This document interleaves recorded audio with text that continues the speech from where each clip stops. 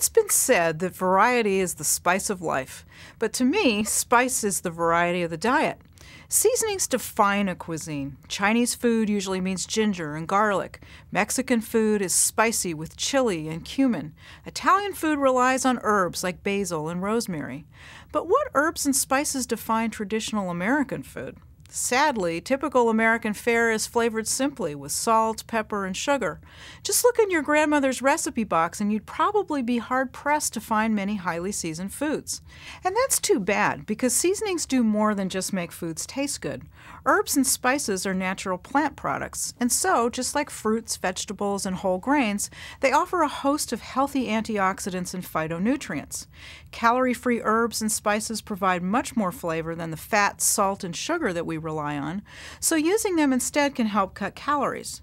And for those who need to watch their sodium intake, swapping the salt shaker for some herbs and spices is a great strategy.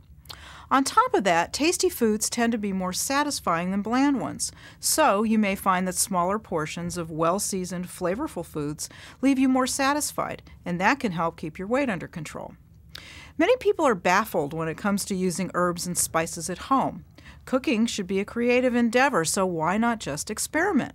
Buy a few common herbs and spices to start, then take a whiff and a taste and see what you think might work. There are no hard and fast rules in cooking, but if you're unsure where to start, you can find guides to popular pairings in cookbooks or online.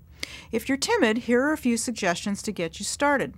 Add a little dried basil or oregano to your salad or tomato sauce, or a dash of curry powder to your steamed rice for a boost of flavor and color. Most people are familiar with sweet cinnamon, which is great on fruit or oatmeal, but try changing it up with other spicy sweet flavors like clove or nutmeg.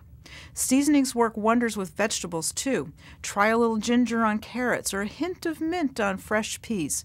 You'll transform the ordinary into the extraordinary, and you might even sway the non-veggie lovers in your family to try them. You can use either fresh or dried herbs and spices, but you'll need about twice as much fresh herb as the dry form to get the same intensity of flavor.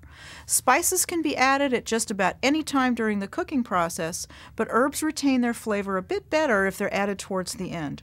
To store, keep dried herbs and spices out of the heat and light to preserve them, and pay attention to those best by dates on the containers, as they do lose flavor if they're stored for too long.